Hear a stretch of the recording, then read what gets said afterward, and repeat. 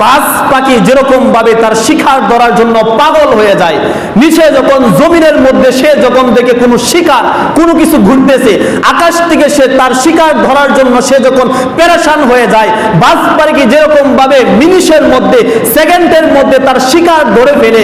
হযরত আব্দুর রহমান ইবনে আউফ বলেন, আমি যেই না বললাম ওই যে আবু জাহেল দেখা যায় দুইটা ভাই বাজ পাখির মতন ওই আবু জাহেলের কাছে গেল, যাওয়ার পর বড় ভাই আবু জাহেলের গোড়ার পায়ের মধ্যে আঘাত করলো, আর গোড়া থেকে আবু জাহেল যখন নিচে পড়ে গেল, ছোট ভাই তার তলোয়ার দ্বারা আবু জাহেলকে দুনিয়া থেকে একবারে শেষ করে দিল। সুবহানাল্লাহ। রাসূল সাল্লাল্লাহু আলাইহি ওয়াসাল্লাম বলতেছেন, সাহাবীরা তোমাদের তো অল্প বয়স, এখনো যুদ্ধ করার বয়স হয় নাই, যাও ওই বছর বাড়িতে চলে যাও, আগামী বছর যদি কোনো যুদ্ধ হয় তোমরা আইসো, তোমাদেরকে নিয়ে যুদ্ধে যাইব। না, ফুলাফান মানতে চাই না, কারণ তখনকার ফুলাফান তো আর পাবজি আর এই যে কি গেম খেলে এই গেমের প্রতি আসক্ত ছিল না, তারা ছিল আল্লাহ এবং তার রাসূলের প্রতি আসক্ত, আল্লাহ এবং তার রাসূলের জন্য জীবন দেওয়ার জন্য তারা তৈরি ছিল। এই আল্লাহ রাসূল তখন দুজন সাহাবীকে বলতেছেন, তোমরা বড় ভাই যাইতে পারবা জিহাদে, ছোট ভাইয়ের বয়স এখনো হয় নাই, তুমি বাড়িতে চলে যাও। তখন ছোট ভাই আল্লাহ রাসূলকে বলতেছে, ইয়া রাসূল আল্লাহ, ইয়া হাবিব আল্লাহ, যুদ্ধ করার জন্য জিহাদ করার জন্য বড় ছোট উষা নাম্বা সুন্দর কালা এটার কোনো প্রশ্ন নাই, প্রশ্ন হলো তার শরীরের মধ্যে কতটুকু শক্তি আছে। সুবহানাল্লাহ কইতেন না? আল্লাহ রাসূল কয়, তুমি কি বোঝাইতে চাইতেছো? ছোট ভাই বলতেছে, ইয়া রাসূলুল্লাহ, ইয়া হাবিব আল্লাহ, আপনি যে আমার বড় ভাইকে বলছেন যুদ্ধে যাওয়ার জন্য, জিহাদে যাওয়ার জন্য, আমার বড় ভাই আমার বয়সে বড়, আমার বড় ভাই আমার চাইতে উঁচা, আমি তার চাইতে নিচা, বয়সে ছোট, কিন্তু একটা জিনিস তার চাইতে আমার শরীরে সবচেয়ে বেশি, সেটা হলো তার চাইতে আমার শরীরে 1000 গুণ শক্তি বেশি। সুবহানাল্লাহ। তারে যদি জিহাদে নেওয়ার অনুমতি দেন তাহলে আমারও জিহাদে নেওয়ার অনুমতি দিতে হবে। রাসূল তো তাদের আকুতি মিনতি দেখে, তাদের আগ্রহ দেখে আশ্চর্য হয়ে গেছে। কি বলো হে আল্লাহর রাসূল, আমার শরীরে তার চেয়ে শক্তি বেশি, তাহলে পরীক্ষা হয়ে যাক, একটা মল্ল যুদ্ধ হোক, মানে হোক, আমরা যারা বলি উমালি হোক, দেখি তার শরীরে কতটুকু শক্তি। ছোট ভাই আর বড় ভাইয়ের মধ্যে আল্লাহ রাসূল একটা উমালি লাগিয়ে দিচ্ছে, মানে যারা আমরা বলি মল্ল যুদ্ধ, এই মল্ল যুদ্ধ লাগাইয়া দিচ্ছে, দেয়া বলতেছেন তোমরা মল্ল যুদ্ধ করো, যদি ছোট ভাই বড় ভাইকে হারাইতে পারো তাহলে যাও, তোমারও জিহাদে যাওয়ার অনুমতি দেব, আর যদি না হারাইতে পারো তাহলে তোমার জিহাদে যাওয়ার অনুমতি নাই। ঠিক আছে, আল্লাহ রাসূল যুদ্ধ হয়ে পড়ুক, মল্ল যুদ্ধ হবে, মানে উমালি হবে দুই ভাইয়ের মধ্যে।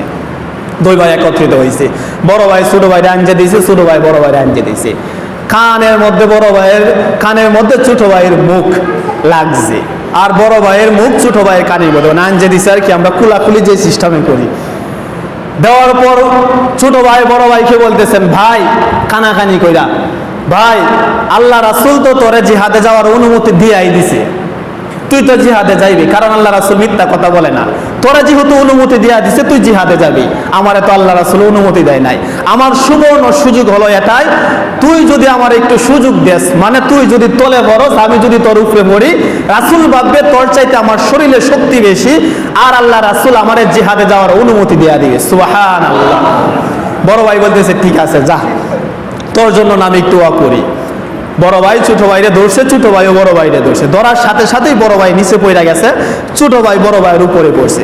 ওইটা বড় ভাই আল্লাহ রাসূলকে বলতেছে, ইয়া রাসূলুল্লাহ, ইয়া হাবিব আল্লাহ, প্রমাণ তো হয়েছে বড় ভাইয়ের চাইতে আমার শরীরে শক্তি বেশি, আমাকে আপনি অনুমতি দেন, আমি জিহাদের ময়দানে যেতে চাই। সুবহানাল্লাহ। অনুমতি দেওয়া হলো, জিহাদের মাঠে যাবি।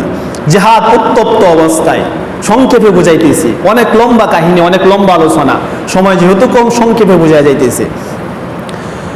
এই জিহাদ চলতেছে, আল্লাহ রাসূল সাল্লাল্লাহু আলাইহি ওয়াসাল্লাম বদরের মাঠে গেল, যাওয়ার পর আল্লাহ রাসূল সাল্লাল্লাহু আলাইহি ওয়াসাল্লাম সবাইকে সারিবদ্ধ করাইলেন, করানোর পর আল্লাহ রাসূল সাল্লাল্লাহু আলাইহি ওয়াসাল্লাম মোনাজাত করতেছেন।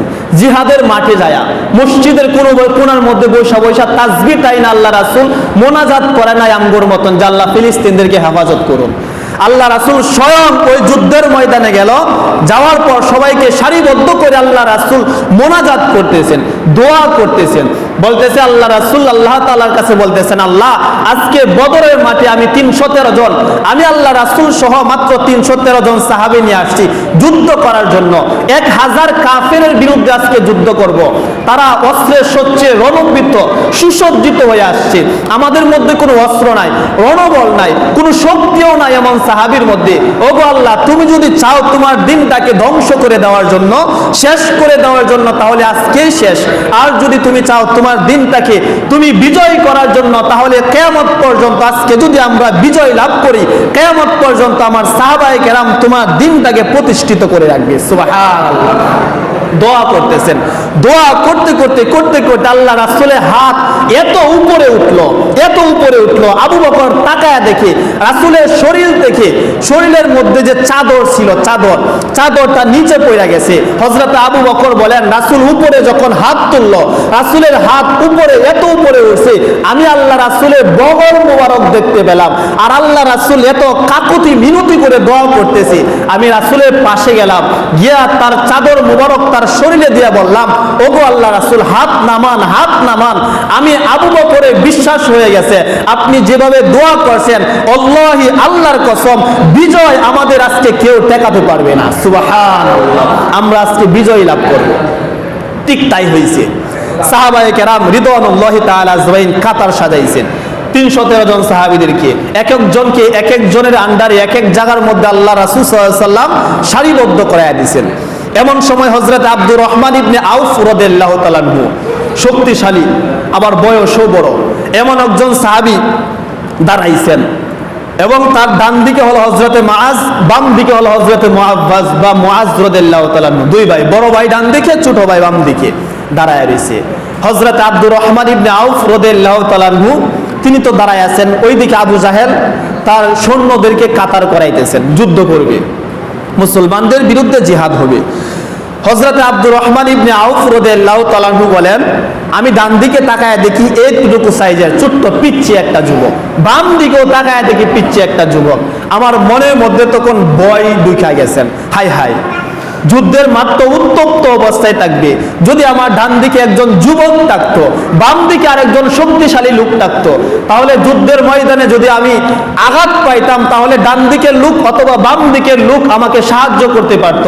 আমার ঢাল তলোয়ার যদি বাইঙ্গা যাইতো, আমার ঢাল তলোয়ার যদি বাইঙ্গা যাইতো, আমি যদি যুদ্ধের মধ্যে আঘাতপ্রাপ্ত হইতাম, তারা আমার সাহায্য করতে পারত। কিন্তু আজকে নাবালক দুইটা সন্তান, তারা তো নিজের জান বাঁচাইতে পারতো না, আমার সাহায্য করবে কি? মনের মধ্যে এই চিন্তা আব্দুর রহমান ইবনে আউফের। আল্লাহি আল্লাহর কসম, হযরত আব্দুর রহমান ইবনে আউফ বলেন, আমার অন্তরের মধ্যে যখন এই চিন্তা, হঠাৎ করে ডান দিকের বড় ভাই আমার শাহাদাত আঙ্গুল ধরে টান দিয়ে কয়, চাচা আবু জাহেলকে চিনেন? সুবহানাল্লাহ কইতেন না? ওই ডান দিকের ছোট্ট ভাই আমার শাহাদাত আঙ্গুল ধরে টান দিছে, দিয়া কইতাছে, চাচা আবু জাহেলকে চিনেন? আমি তো আশ্চর্য হয়ে গেছি, কিরে কয় কিরে, হে বেটা আবু জাহেল তুই কি করস? এমন সময় বাম দিকে ছোট ভাই আবার আমার শাহাদাত আঙ্গুল ধরে টান দিয়া করতেছেন, চাচা আবু জাহেল যদি যুদ্ধের মাঠে আসে আমাদেরকে একটু দেখায়েন। সুবহানাল্লাহ। আবু জাহেলের কথা যখন কইতাছে, আব্দুর রহমান ইবনে আউফ রাদিয়াল্লাহু তাআলা আনহু কয়, আমার মনে একটু শান্তি আইছে, যেহেতু বড় একজন সেনাপতির নাম কইতাছে, বাকিটা দেখা যাক কি হয়। তখন এই আব্দুর রহমান ইবনে আউফ রাদিয়াল্লাহু তাআলা আনহু দুইটা ভাইকে বলতেছেন, ও আল্লাহ রাসূলের সাহাবীরা, পিচ্চিরা, শুনো, আবু জাহেল দিয়া তোমরা কি করবা? যুদ্ধের ময়দানে আসছো, আগে জান বাঁচাইও, পরে আবু জাহেলের চিন্তা করো। এমন সময় ডান দিকের ভাই এবং বাম দিকের ভাই বলতেছেন, চাচা আবু জাহেল আসলে শুধু আমাদেরকে আপনি দেখায়েন, পরে আবু জাহেলের সাথে কি হিসাব করা লাগে বা আবু জাহেলকে কি করতে হয়, এটা পরে আপনি নিজের চোখে দেখেন। সুবহানাল্লাহ। হযরত আব্দুর রহমান ইবনে আউফ রাদিয়াল্লাহু তাআলা আনহু বললেন, আমি এমন সময় তাকায় দেখি সামনের দিকে আবু জাহেল তার সৈন্যদেরকে ঘোড়ার উপরে ওইটা সাজাইতেছেন, মানে এখানে কয়েকজন ওখানে কয়েকজন এভাবে সাজাইতেছে কিভাবে যুদ্ধ করবে। আমি যখন আবু জাহেলকে সুদূরে দেখলাম, দেখার পর বাম দিকের এবং বাম দিকের দুইটা ভাইকে বললাম, ও আমার সাহাবীরা, ও আমার ভাইয়েরা, শুনো, ওই যে দেখা যায় ঘোড়ার উপরে যে মাথা লম্বা দেখা যায়, সুঠাম দেহের অধিকারী, ওইটাই হয়েছে গা তোমাদের কাঙ্ক্ষিত মেহমান, মানে আবু জাহেল, ওইটাই তোমাদের লোক। হযরত আব্দুর রহমান ইবনে আউফ বলেন, আমি আমার কথাটা শেষ করতে পারি নাই, আমি যখন বললাম ওই যে দেখা যায় সুঠাম দেহের অধিকারী লোকটা ঘোড়ার উপরে তার সৈন্যদেরকে সাজাইতেছে, ওইটা হয়েছে গা আবু জাহেল। এমন সময় বইলা আমি নিচের দিকে তাকায় দেখি, আমার ডানি এবং বামের দিকে তাকায় দেখি দুইটা বায়ার এনে নাই। সুবহানাল্লাহ। গেছে কই? কে গেল কই? আবু জাহেলের নাম শুনে নাকি পলাইছে নাকি? আব্দুর রহমান ইবনে আউফ বলেন, না পলাই না, আমি তখন সামনের দিকে তাকায় দেখি বাজ পাখি যেরকম ভাবে তার শিকার ধরার জন্য পাগল হয়ে যায়, নিচে যখন জমিনের মধ্যে সে যখন দেখে কোনো শিকার কোনো কিছু ঘুরতেছে, আকাশ থেকে সে তার শিকার ধরার জন্য সে যখন পেরেশান হয়ে যায়, বাজ পাখি যেরকম ভাবে মিনিটের মধ্যে সেকেন্ডের মধ্যে তার শিকার ধরে ফেলে। হযরত আব্দুর রহমান ইবনে আউফ বলেন, আমি যেই না বললাম ওই যে আবু জাহেল দেখা যায় দুইটা ভাই বাজ পাখির মতন ওই আবু জাহেলের কাছে গেল, যাওয়ার পর বড় ভাই আবু জাহেলের ঘোড়ার পায়ের মধ্যে আঘাত করলো, আর ঘোড়া থেকে আবু জাহেল যখন নিচে পড়ে গেল, ছোট ভাই তার তলোয়ার দ্বারা আবু জাহেলকে দুনিয়া থেকে একবারে শেষ করে দিল। সুবহানাল্লাহ।